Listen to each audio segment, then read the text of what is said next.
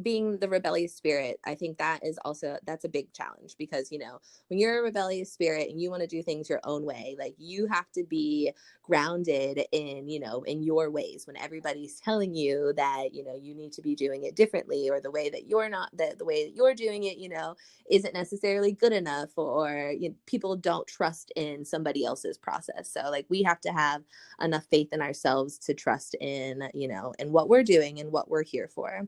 So that's been, one of the biggest challenges, is just like steadfast in my own belief of like, I am here to do good things. So the universe will put good things in my path so long as, I open my life to opportunity and to spirit and to what the universe is welcoming my way.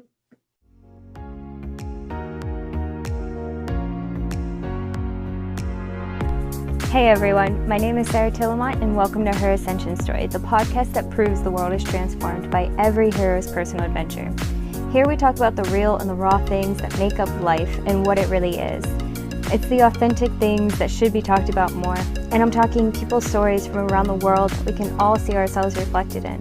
Yoga, sex, consciousness, healing, the hard parts about life, and so much more. My hope is that you get inspired here to go deeper on your personal path. And if you like this stuff and you want to go deeper together, be sure to check me out on Instagram at Her Ascension Story, or head to my website, herascensionstory.com, to book a session. Thank you so much for being here. Let's dive in.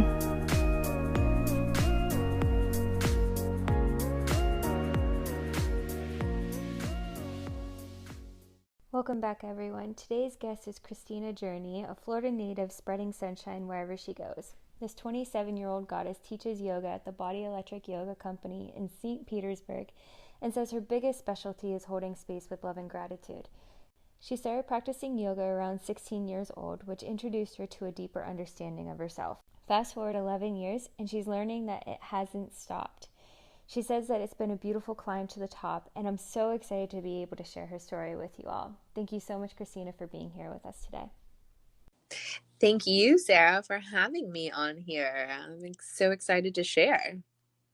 I really love the work you do. I love especially that you have been doing yoga since a relatively young age. I mean, 16 seems pretty young to really dive into a deeper understanding of the self, but I also love the naked yoga class that I took with you and how you're a call, a beacon for yourself and for other people to love their bodies and feel natural in them like you do. Thank you. I really appreciate that. Yeah, it's taken a little while to get here, but it's a never-ending process of feeling at home here in our bodies. So I'm happy, so very happy and grateful to be able to share that same journey and experience of learning with other women. Absolutely. And that actually flows with my first question that I have written down. So you said that it has been a learning process for you. So what has that learning process look like? When did you ever struggle with body love, or when did you really start to feel that shift? Oh my gosh. So I have always dealt with body issues. Like since I was young, when I was younger, I was always heavy set. At my heaviest, I think I was about 250 pounds. And that was like right around the end of high school, beginning of college. And so actually, and my whole family, like there's diabetes, everybody's really well rounded in their statue. But I was having family issues also with my mom and relationships, and I also think that relationships are one of the biggest basis of how we then have our own relationships with ourselves and you learn to love. And so I was having issues with my mom, and my grandmother, actually, she is like one of my biggest guides in life, and I'm super grateful for all of her guidance. But she told me once that I didn't love myself, and that is something that has always stuck with me. And I was probably around like 15 to 17 when we talked about this. And I didn't fully understand when she said that. I was like, what do you mean I don't love myself? And then we continued to talk, and it took a while to really, understand what she meant by that. But there's just been there's so much influence from our families, from society, on what we should look like, what we should eat, how we should do things, and this and that.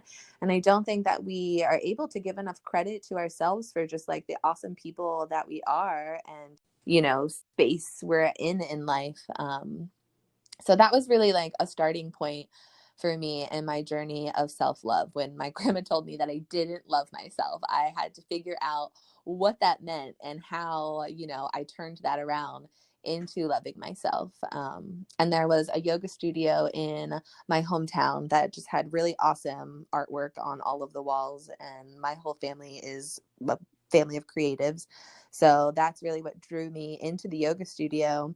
And my art teacher actually in high school happened to practice there. So like when I actually took a class and saw her in there, I was like, oh, cool. Like, how awesome. And she was, a really cool, down to earth lady. So I began taking classes there with my good friend Kyle. And I just remember how, everybody was so focused and breathing, and so loudly breathing. I had never heard anybody breathe that way before. And so it was just like, a whole journey into, I was like, wow, what is this? Who, these people are doing all this work and so focused on working out. And it took me a little while to make that connection of, that yoga was more than just a physical practice.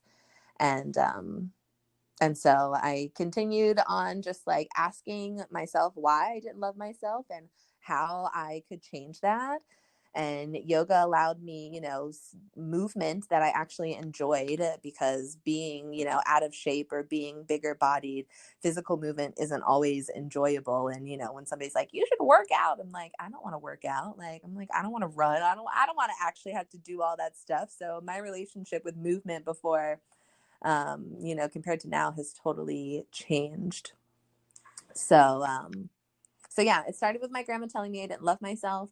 Yeah, so I started diving in to yoga, and just I had a class that I took in college that was an actual yoga class, and that teacher was awesome. And it really just, it stemmed from people asking questions and probing and asking the right questions and making me, just think a little deeper into myself. And it just like it I don't know, it's just all continued. I've continued to find more yoga, more support, more awesome people who have found a home in their own bodies. And like I said in naked yoga, it's like when we have that freedom within ourselves, it just exuberates and radiates, and people can see that. And I'm beginning to realize that that's what I saw in all of those people before, that gave me, the freedom to start exploring that within myself. And then now that same freedom that I have within myself, other people are now able to see. So it's quite a wild process, but a very good one. I love that so much. And if you feel comfortable diving into that wild process a little more, I would love to hear what some of the biggest obstacles you had to really come home to that self-love and for your body. Yeah. Oh gosh, biggest obstacles. So I can't, so my family, they have never been, I was definitely the odd one out in growing up. Like I would always walk around the house without a bra on, didn't, care about dressing up and all the girly things and being cute. And, my mom is somebody who shaves her legs every day. She would cut the back of her ankles, and I would be like, why are you like, you don't even need to shave that low because there's no hair down there. But, she's just like very put together. Her underwear and bra matches, like, just in case, God forbid, anything happened and somebody's got to cut her clothes off. Like, so it's just like my family was always very like, you need to do things this way. And I was always rebelled against that. being the rebellious spirit, I think that is also, that's a big challenge because, when you're a rebellious spirit and you want to do things your own way, like you have to be grounded in, in your ways when everybody's telling you that, you need to be doing it differently, or the way that you're not, that the way that you're doing it, isn't necessarily good enough, or people don't trust in somebody else's process. So like we have to have enough faith in ourselves to trust in, in what we're doing and what we're here for. So that's been, one of the biggest challenges is just like steadfast in my own belief of like, I am here to do good things. The universe will put good things in my path so long as, I open my life to opportunity and to spirit and to what the universe is welcoming my way. That's been one of the biggest things. And then a movement practice was also one of the biggest obstacles because I just didn't feel good in my body. I didn't feel comfortable, being naked in front of people. Like I've been comfortable with my body, it is what it is. I never necessarily hated it, but I wasn't comfortable showing it off, or, I always had, I've had triple D boobs since third grade. So I've always been way overdeveloped than any of the other girls around me. So, and learning how to just like deal with your body and like having all of those extra hormones so young was quite a challenge. And I found myself wanting to like wear revealing clothing and like have my boobs out all the time when I was young. And now it's the total opposite. I'm like, okay, I'm like no bra, but I'm covered up. Because I'm like, I know people can see my boobs swing back and forth when I don't have a bra on, but I'm like, there's also no care because people I'm like, you should accept me. This is my body. If girls with no boobs can wear shirts without a bra, like just because my boobs are big, like doesn't mean that I can't either. So like, yeah, that, and like not comparing yourself to other people's bodies. Oh my gosh, I'm like, there's so many obstacles to overcome when coming home to yourself, which is quite crazy because, we're born here in this body and life removes us and detaches us so much from feeling home here. Yeah, definitely.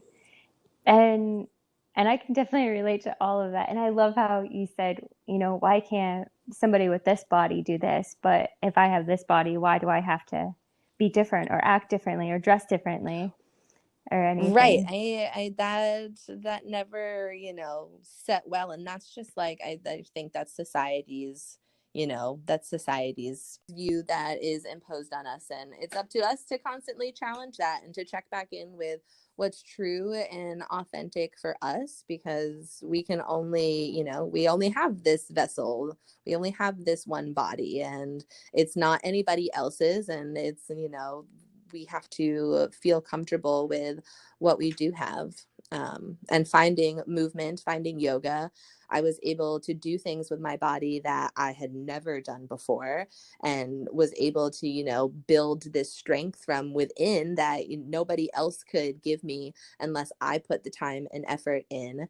And like once I came to Tampa and started doing yoga, there were women well into their 60s, 70s doing headstands and like wearing sports bras in their classes. And I was just like, this is so beautiful. And it takes, like I said, it takes other people having freedom in their body to give you, that little bit of permission to find that within your own. And that's just like, that's a constant journey and obstacle to overcome, I feel like. Yeah. And I kind of want to expand on that too. All of this, I think, is just going to land with so many different people. And I, what do you think are the biggest general, you've named a lot of obstacles, but what do you think are the biggest general reasons that people don't love their bodies? The biggest general reasons that people don't love their bodies. That you've worked with people, your yoga students, and maybe they have had a common theme, or just a common theme that you've come across in friends or just anybody really. I think that the biggest common theme, I mean, everybody strives so hard to be perfect. People like it, perfection, I think, really holds us back from, you know, just living authentically in the moment, right here, right now, without, you know, having to worry about all the details of everything, of what you look like, of what other people think. You know, like we get too caught up that and like, I need to be perfect here, or somebody else, you know, isn't going to think that I'm worthy. And that's what I find a lot in yoga, you know, with people who come in and it's their first yoga class and they're, you know, looking around the whole time and like worried about doing it right. I'll, you know, talk to them afterwards and I'll be like, oh, like, so awesome. You know, you did great in your class. And like, oh, I don't know. I didn't do so well. And it's like, there's, you know, there's no good or bad. There's no right or wrong. It's just an experience of ourself. It's an experience of spending time with ourselves. And I don't think that enough people do that, you know, in a like a really nurturing way that fills them up. Like we try, you know, we go, maybe if we're going to get our nails done, you know, are we getting it done because we have to have perfect nails, you know, at work and all of our girlfriends have, you know, put together nails, or like we doing it because that's something that just like fills us up. So I think that the one of the biggest obstacles is like people just looking outwards for that validation of who they are, and them being good enough and worthy enough to be here in this world and like be acknowledged and be seen and be heard. But that validation has to come from within.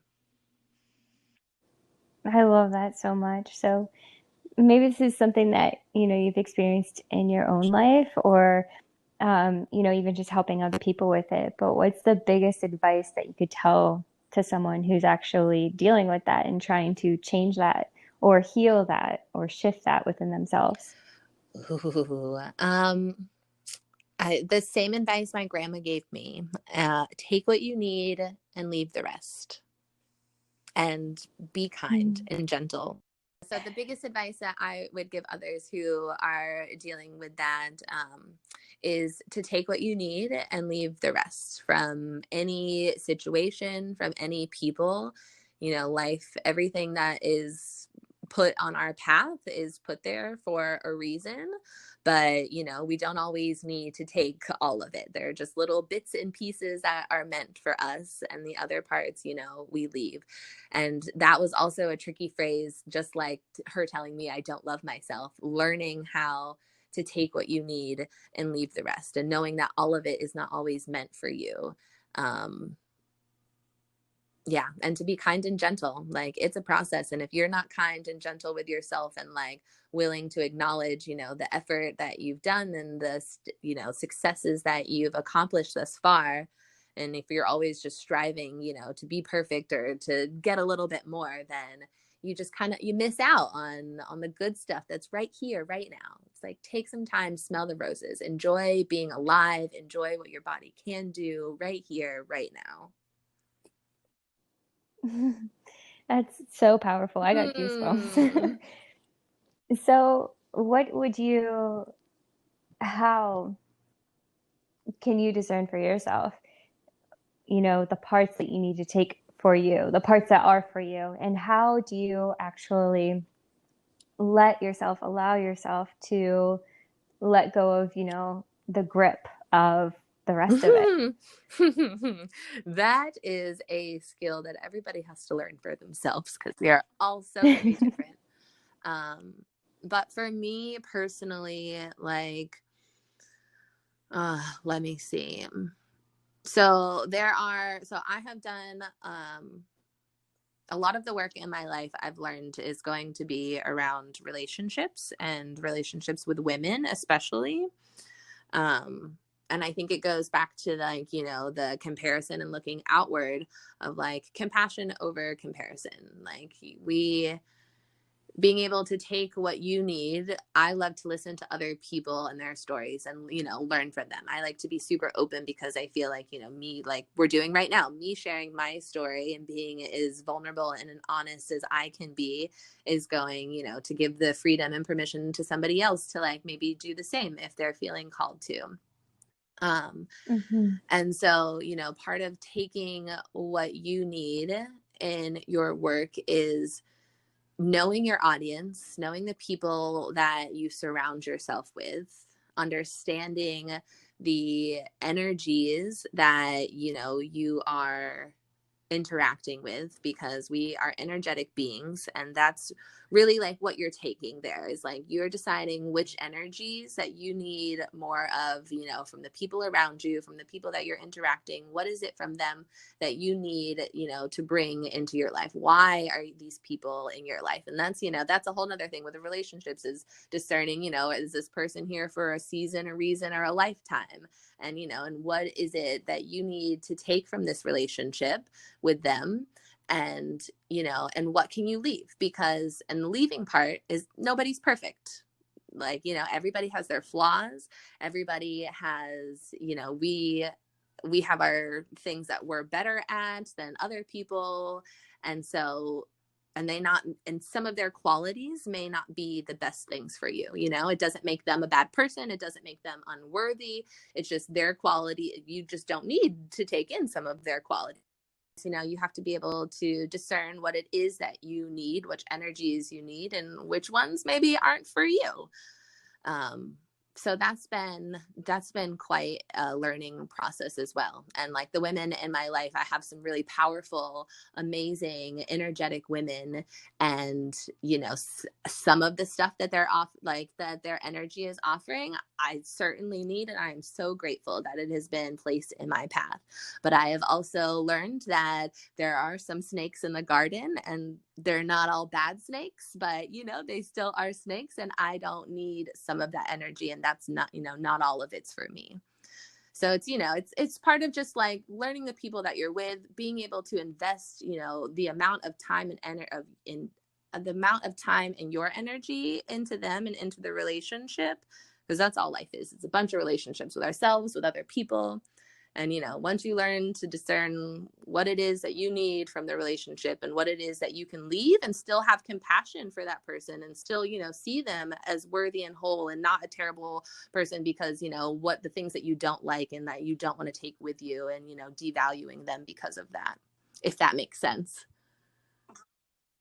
Yeah, it makes total sense. Absolutely. I love this. There are so many different directions that I want to take with it. But when did you start feeling called to help other people with, yoga and just everything that you've learned? So the universe called me up on the phone, bring, bring, and I answered the call. I said, hello, you want me to do what now? I was like, okay. That's basically how that conversation went. I was very nervous. But you had to put your big girl panties on and step into what the universe asks you to do. And so I moved to St. Pete in 2016 after I graduated college. And St. Pete just like holds a whole bunch of magic inside of this peninsula. It's pretty amazing. And so I started, let's see, I got my yoga teacher training in 2018. So at the beginning of 2018 in January, my teacher, Rachel, posted that she was going to be hosting her first YTT. And I was just like, I immediately knew. I was like, okay. I was like, it's time. I was like, I've been, wanting to dive a little deeper into my practice for me. I had no plans on teaching other people. I was just doing it to kind of deepen my own understanding of yoga, since I had really, started to fall in love and develop that consistent weekly practice and relationship with it. And then yoga teacher training happened. It was so amazing. I built a wonderful sisterhood with 12 other women, and we're still all super close today. And we just sent a little video, and we're all just like, what life-changing times and relationships that we made together. And so after I don't even think I was done. So we started yoga teacher training in May, ended in September maybe, but in June or July, I was asked to teach a little yoga segment at Girls Rock Camp, which they do here in St. Pete. Have you ever heard of that? It's, let's see, I want to say like 6 to 15. They take identifying girls and they put them in, they all get to like create their own band, they get to learn instruments, they make their own song, and then like at the end of the week they get to perform at Janice Live, like all of them in their bands. Like it's Oh, it's wow. really really awesome. But I was asked to do a little yoga segment with the girls for that, and I hadn't even finished teacher training yet, and I was just like, what, seriously? Like, are you sure? And so that's where that started, with a bunch of young girls, like right out of the gate before I had even finished. And I stepped up and said yes to that, and did that. And then right after I finished yoga teacher training, I met this woman, Debbie, who asked me to pilot a mindful movement program in the Pinellas County schools. So for a year after graduating yoga teacher training, I piloted a mindful movement program in 3 schools in Pinellas County with 3rd, 4th, and 5th graders. So it's just like the universe was just like, hey honey, you're here to help some people, and here's where you're gonna start. And I basically just said yes. And so when the universe, asks you to do something, and you've put in a little bit of work on the back end, I was like, I can't put all of this to waste. And so the only way to get better at something is to practice. So I said yes to it. And that's kind of where it started. And then the teacher, or this owners at Body Electric, asked me if I was interested in teaching for them. And Jenny, the owner, she honestly, before I even did yoga teacher training, probably like 6 months before actually signing up for it, she emailed me and asked if I had ever had any interest in becoming a yoga teacher. And that was like, oh, I was like, what? It's like, you all think that I should become a teacher? So the universe really like asked me to show up in the biggest of ways. And I just did my part by saying yes. That's amazing. That's so amazing. And I love Body Electric Yoga. I've been to quite a few studios here, and that just has such a beautiful vibe. Like even from the guru's pictures on the walls, like just bringing all the authenticity of yoga into it, the traditional Mm-hmm. lineages and everything. I love it so much. So how did you actually shift into naked yoga? Because I heard that I made a friend before we went into class, and she said that they did offer naked yoga before, and that this was not your first class, I believe. That's what she said. And so I'm wondering, just how did you transition from just holding space and teaching yoga, through that, to naked yoga? I don't know how much more vulnerable, and also how much more of a real form of that union you can really get by being Right? naked. Oh my gosh, I am such a big advocate for naked yoga. It's just so awesome. And and I think it's really awesome because it is one of those taboo things. And so, to like get people in there and to change their mind completely on it is just like is the best. But let's see, my first naked yoga class was probably in 2017 at some point. One of their, so they did offer it before. So they offered the women's one like probably once a month. And they did though have the men's nude like weekly, which is still like we're gonna get there eventually. But yeah, so my first one was about 2017, and we did it in our small studio space before. So it's just always been a super intimate experience.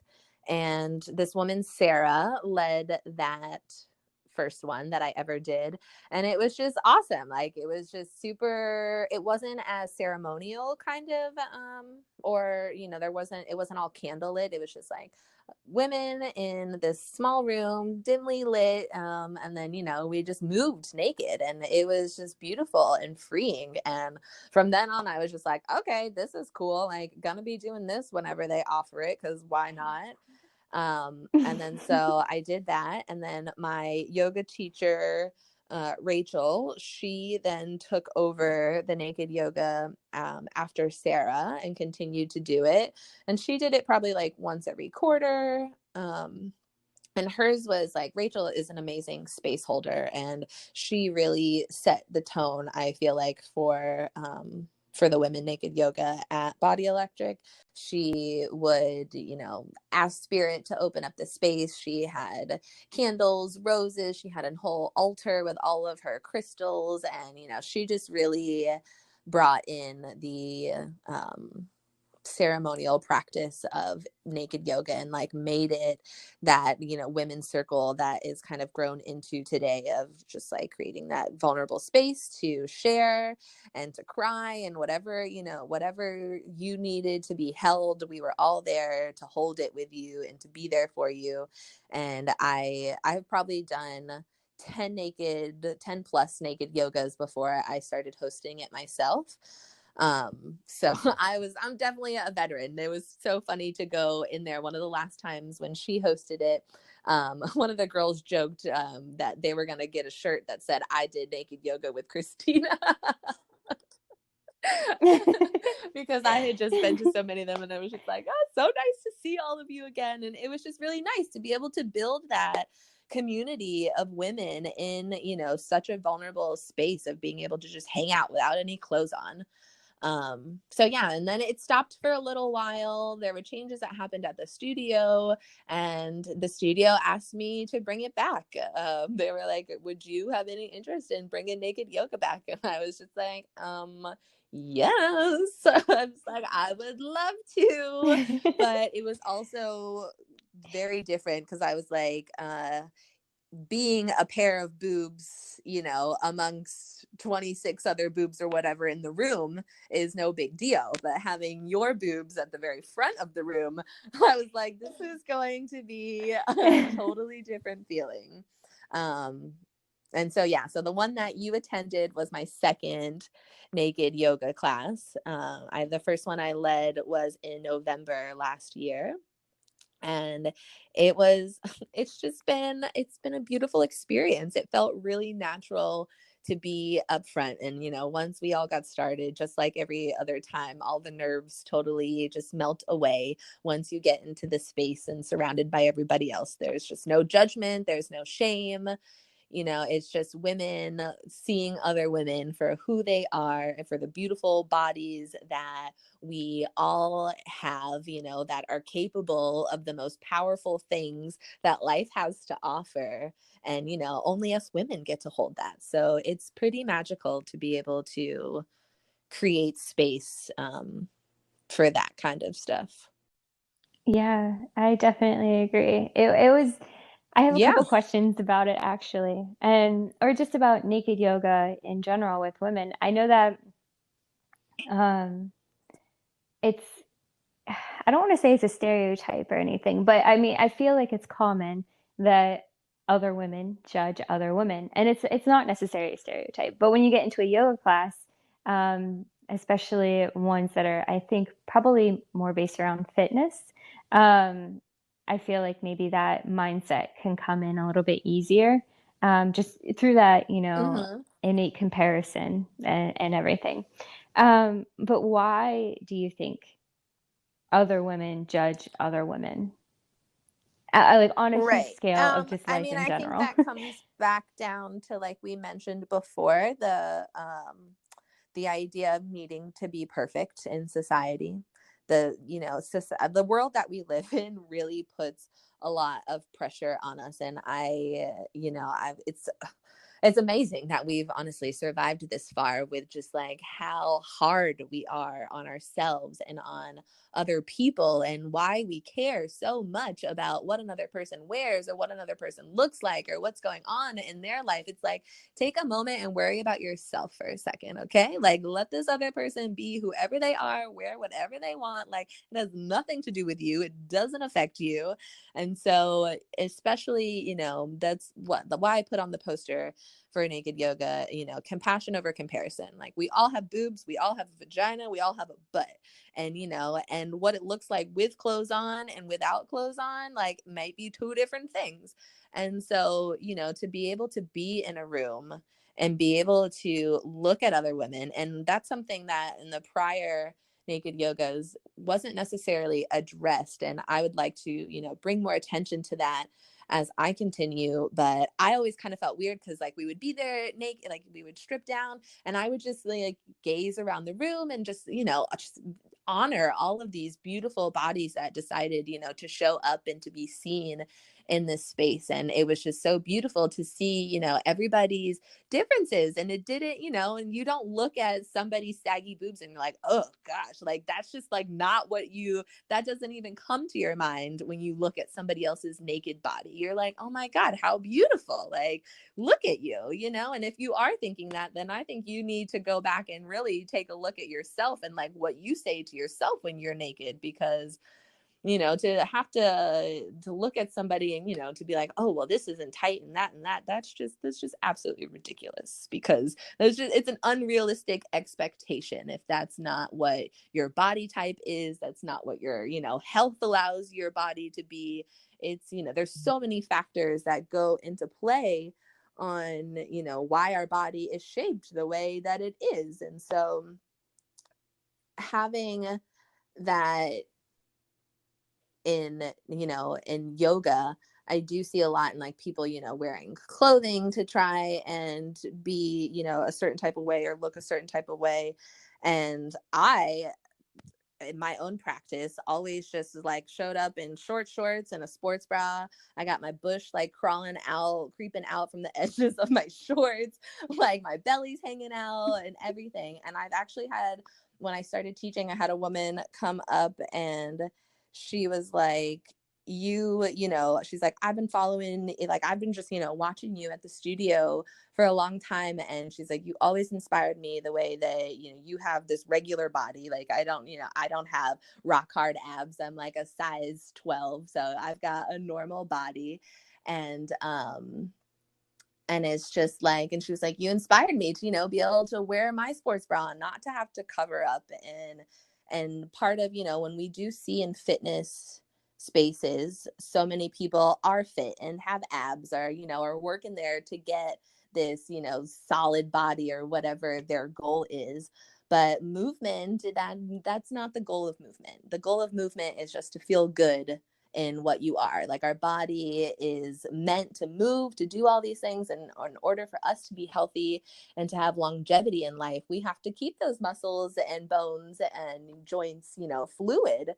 So that's where, the perspective of body and image, I think, changes as you continue to practice and, learning to take what you need of like, my body just needs to move. I just need time to breathe and to be with myself, and leaving the rest of, I don't need to care about what other people think or what other people think I should be doing with, my body or how I should be on this mat, because my hips are different and I'm going to stand like this today because this feels better. It's just, you have to constantly be your biggest advocate and know that, only you truly know what's best for you. Yes, Yes. I'm just over here nodding my head to everything. I'm like, these are such big ideas that I'm like trying to keep it focused. So I hope that I hope it's all making sense. Oh, absolutely. And you can definitely feel free to go on a tangent about anything Cool. at all. I think it's also really cool what you said about how the naked yoga class, there's this no judgment factor there. And you could feel it. It actually brought me to tears, just feeling like I'm not being judged right now and I'm not judging myself right now. And even before we started, I loved, by the way, I think the ceremonial aspect was probably the juiciest and my most favorite part Mhm. about it. And um, just how you allowed everyone to go around the room and say, why are you here? What has brought you to your mat in this space today? And so many people got so vulnerable and shared about their sexual trauma or their struggle with their body love or just struggle even wanting to be in their body or just so many different things or struggling to just be vulnerable and authentic with themselves. And so many people said such similar things. And so, how do you feel about, you know, holding such a vulnerable space like that? And what does that mean to Oh you? gosh. Um, it has been slightly overwhelming, to be honest. I don't take holding space like that lightly. And when I was asked to do it, I doubted myself if I even could, because I've gone through my own journey, but it hasn't, it's nothing in comparison to those who have had sexual traumas or just like, even deeper wounds to heal from. And so I was like, I don't even know if I'm ready to, hold space like that, because, for me, not, having an understanding, of what that's like, I was like, am I going to be able to, rise questions or deal with, people's energies of what this space might bring up for them? But I went back to my teacher and asked her blessing to continue doing naked yoga and to also just be like, can I do this? Like, can you just like, looking for that outer validation. But, it took me checking back in with myself and being like, I was asked to do this for a reason. And, and the energy and I always have to remind myself, because I don't necessarily understand always why the universe asks me to do certain things and to show up and be the person that the universe asked me to be. So I have to come back to myself and be like, you are an amazing ray of light, Kristina, and other people can see that. And like I have to remind myself that I am just here trying to be my most authentic self, and that is allowing people to see and give them that their own freedom and their self to do that. um I don't take it lightly. And I even when I left on the Sunday, the last one that we did, I told my partner, I was like, I feel like I dropped the ball. I don't feel like I was prepared enough and this and that. So I'm still working on that, taking perfection out of it and knowing, what I bring to the table, as long as it's with love and intention, is going to be received that way. So yeah, so I've been I'm getting, I'm building up my own confidence to hold that kind of space still. And I, appreciate the feedback and the encouragement and, just knowing that I brought other people to that space, and knowing, how good it made them, like, just makes me feel more confident in being able to hold that, and knowing that I'm enough, like what I bring is enough. Yeah, it was more than enough.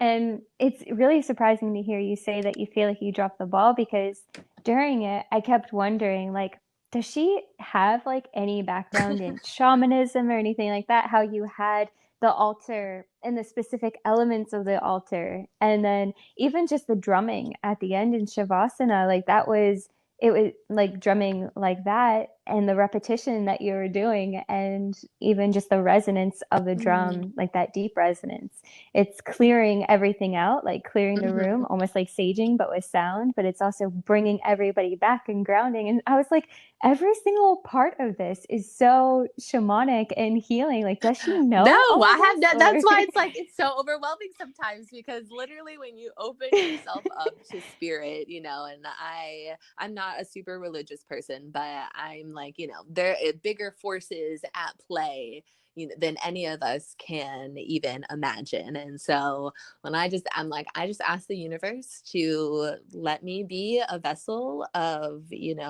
of spirit, and to bring what I need to bring to the table. So that's why it's almost like I don't even know sometimes, because it's not coming from me. It's coming from sources bigger than me, and I am just here as a messenger to deliver what needs to be felt. Absolutely. And you do it so well. Yeah, just keep on winging Like the it. It's definitely Capricorn in me working. that stresses that part of me out. I'm like, everything needs to be Oh. planned down to the T. I need to know what I'm gonna say, all of this stuff. But so I really appreciate you saying that. And it's it's really amazing that other people, it's amazing what other people see in us, that we don't even see in ourselves. Absolutely, definitely.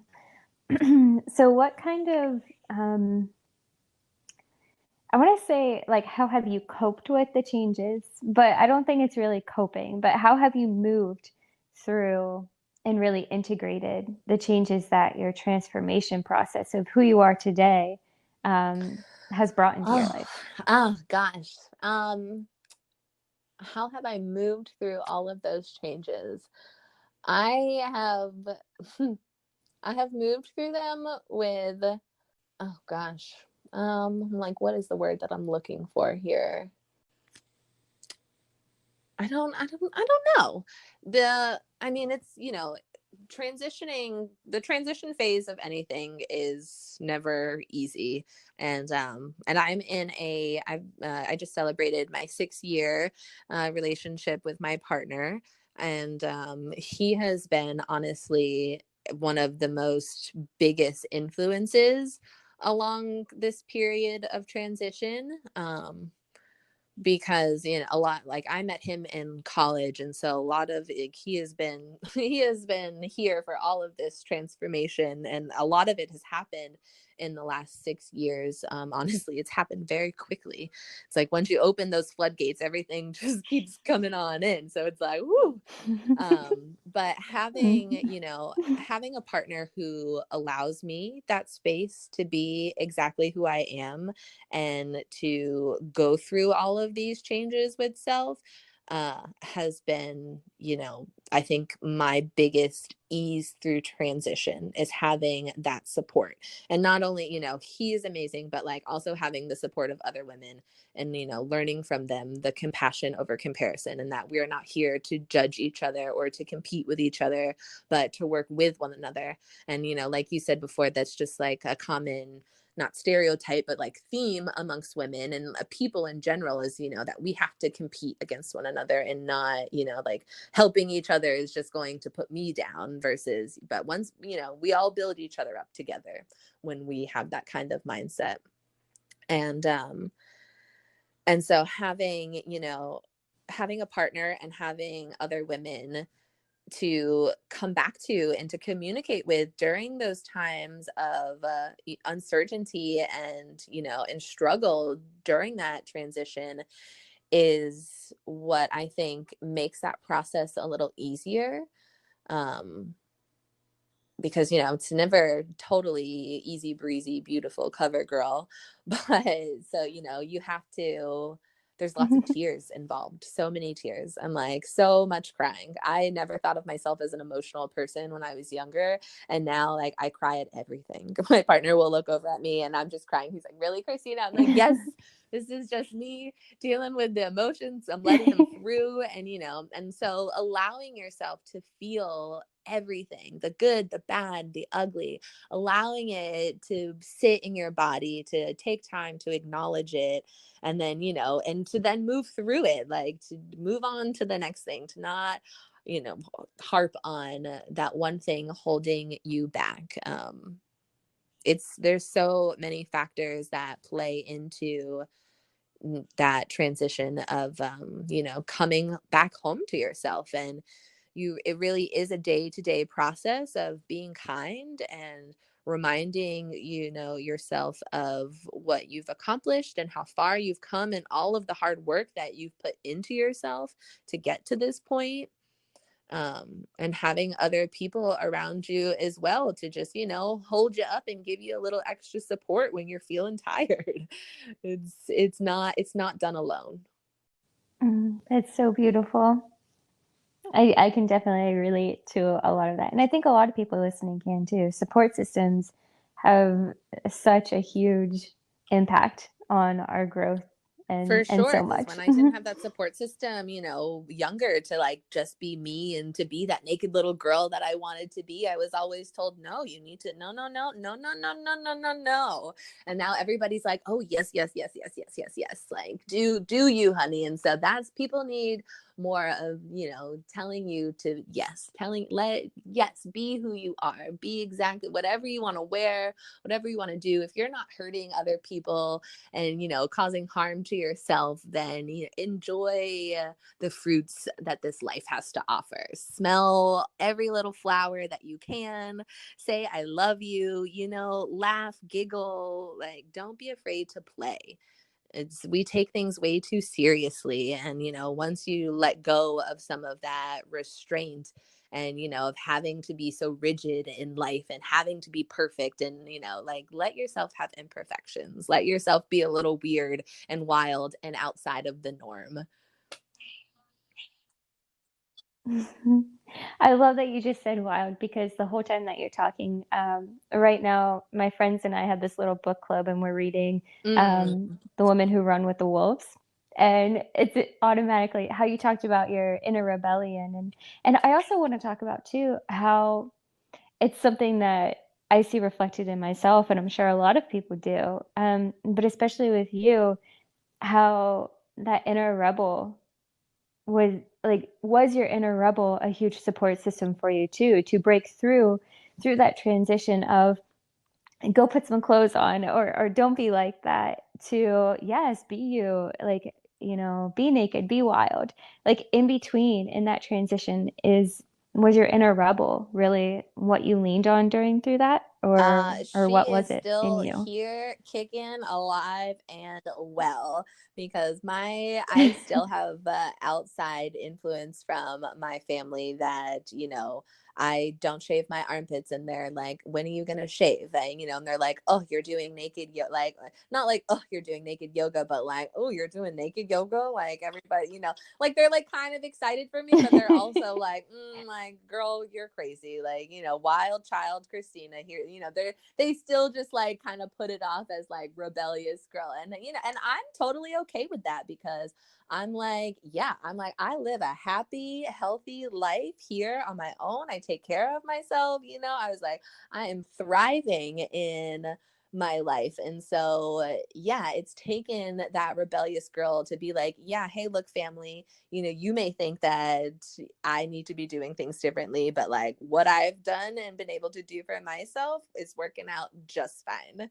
And I've been able to do this, thanks to that rebellious of like, I'm going to do things my own way. I know that it's going to work out. And that's like without causing harm to other people, to other things, to myself. Like it's all in, the rebellious spirit has to be moderated just a little bit, but it's like, let her live her life. I love it so much. So what kind of goals or dreams have come to fruition because of your process and I your always, so transformation? growing up, I wanted to be like a lawyer or a teacher. I'm glad I never became a lawyer, because now I'm like, oh, that's not for me. And I like would play school teacher in my room. And so now I, can reflect back on that, and I'm like, I am a teacher. I'm not a school teacher per se, but I am a teacher. And for me, it's really awesome to be able to, to just to hold space, like, for people, because that's really all I'm doing. I'm just holding space for you to like be and work through or move through whatever it is that you've got going on in your life. That's really what I feel is my job. And that has been really awesome to understand, because I always said when I was younger that I wanted to help people. And so I feel like now I definitely get to help people, but also in a very like non-invasive, or like, I don't have to be too invested in, in their life and in everything that's going on, in all the details. I get to leave all of that. I get to take what I need of helping people and holding space for them, and leave the rest of all that extra craziness that I probably would be overwhelmed with dealing with. So that's been like the biggest, I feel like, dream that I've been able to, like, oh my God, like I've accomplished this. Like I am able to help people in a way that feels authentic and comfortable for me. And so that's been really awesome. And just also realizing that I really can do anything that I put my mind to. Like, I hated public speaking when I was younger, and to, be in front of a whole room full of people and command their attention and tell them how to move their body and for them to follow me has been, I'm just like, wow, I'm like just adding superpowers on to my superhero list, and it just keeps growing. So you just really learn so much about yourself, and that's been, I think that's a goal, and or a dream come true, because all we're here in this lifetime, I don't believe that we're here to make money and to like work and do all that's a bunch of bullshit in my opinion. But we're here to understand like what it really is about life that we're here to gain, and that's loving each other, and being creative and learning what kind of limits and edges that we can push and overcome. um so it's just like, I'm right now currently transitioning in a new work field, and I'm just like having to remind myself, you are in, once again, a transition phase, Kristina. Like, bring out your toolbox of what you've learned, to be kind and gentle with yourself, and like, remind yourself that you got this and that it's only temporary. So it's a whole, I've gained a whole toolbox of stuff through this journey.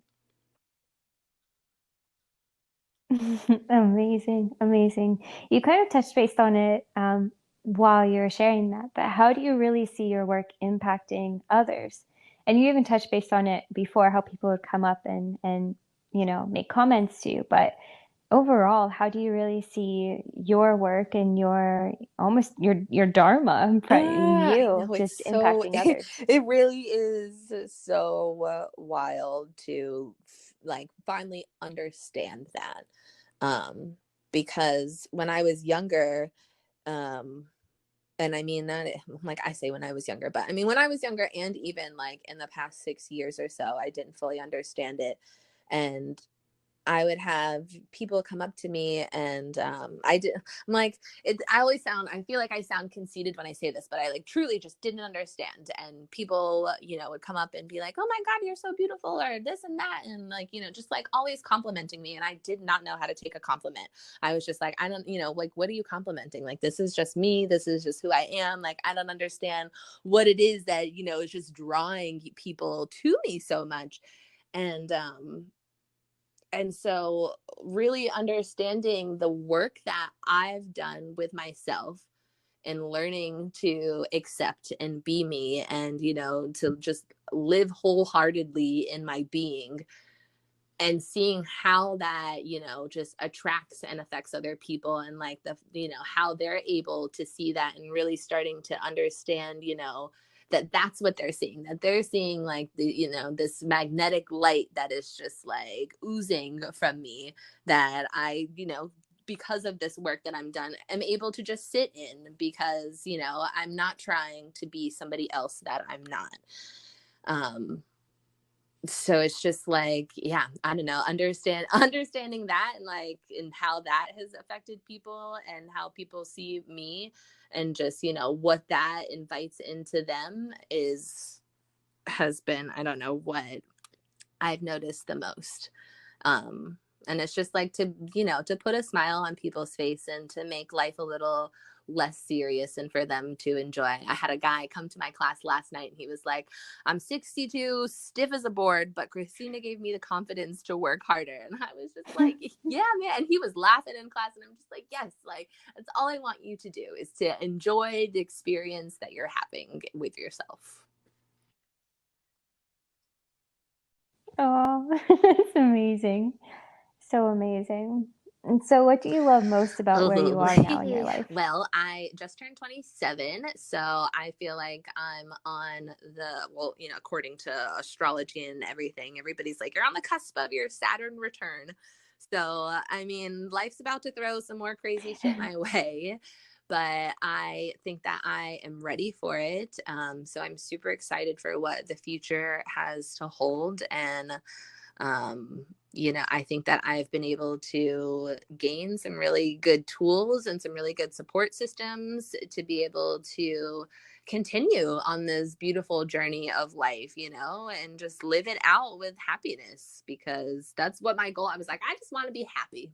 I just want to be happy. I didn't really understand what that meant or like what I'd have to do to make that happen, but it's happiness is an everyday thing. You wake up and you're grateful for what you have. Um, and you go from there. But I'm excited for all the things that I've accomplished thus far, and for what's to come in the future. The possibilities are limitless. Yes, absolutely. And so what kind of future plans do you have to create more happiness for Oh your life gosh. and for your work? I Let's see. I am. You would think that this Capricorn girl has done more planning. I mean, I do have like a 10-year plan, but there's nothing too crazy on it. I just would really like to get some more financial stability. I mean, life is not all about money, but we need money to do the things that we want to do. So I'm working on changing my relationship with finances so that I can bring, more good things into my life. And I am, let's see. So I'm like, want to work on my finances, because that's going, once you get that relationship built, everything else I feel like will fall into place. But my plans are to travel, and to, really be able to work from wherever. We just started selling life insurance. So it's like I can do that from wherever, and I could go and travel and take yoga with me as well. So that would be awesome. But as far as like building yoga and going further from that, I'm a one step at a time kind of girl. I'm like, what the universe has next to offer will present itself, and I'll be able to say yes or no when that time comes. That's amazing. And whatever comes onto your path is definitely going to be amazing. And you can just tell that you're going to just Thank keep you. lighting I up the world in so appreciate many that. different I hope ways. so. Absolutely. So, where can people find you in your work if they want to follow you or actually attend a class, Yeah. in So real you can life or follow me virtually? on Instagram at Kristina Journey, Kristina with a K. And then I teach 4 classes a week at the Body Electric, Monday, Tuesday, Thursday, and Sunday. So you can check out the schedule on their website to join a class in real life. And on Tuesday night at 7:30, I do a virtual flow class. So you can join virtually from anywhere in the world, and you have the recording for up to 48 hours, so you could even watch it later. But yeah, you can join me from there.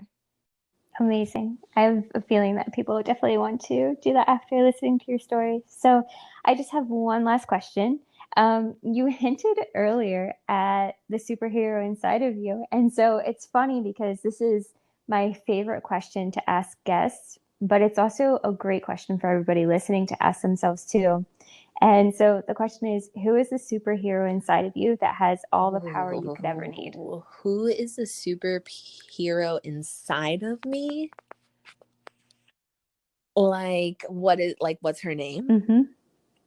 Or how would Yeah, like how would you describe her? Some people say actual superheroes. It's interpreted Right. in Oh so my many different gosh. ways. So whatever it means Well, to you. I am going to say the little girl inside of me. Little Christina. She's probably about 5, because that was before I became a big sister. So that was like before, that's like when she had all of her stuff.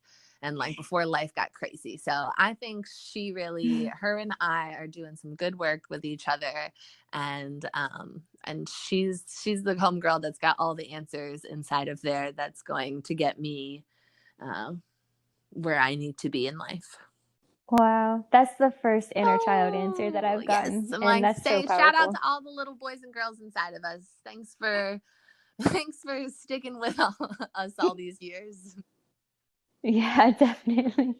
Oh man. Well, thank you so much for coming on and sharing your story. I have so much gratitude. Oh my gosh, thank you so much, such Sarah. an honor, this and I has appreciate been you so much. Amazing, and I'm super honored to be asked to be on your podcast. I'm like, oh my goodness, look at this. Yeah, this is awesome, and I'm happy. I'm so grateful that you are sharing stories with women and creating this community here. And it's really amazing work that you are doing as well. And I want to express my gratitude and much thanks for you. I want to thank you for listening to this podcast.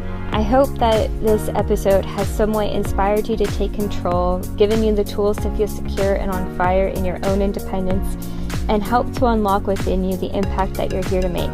You're not born with a purpose. You're born as your purpose. It's already inside of you, and it's your responsibility in this life to live that in the truest way possible. If you've gotten any sort of value out of this episode, please share it so that we can together expand our inspiration and our impact in this world.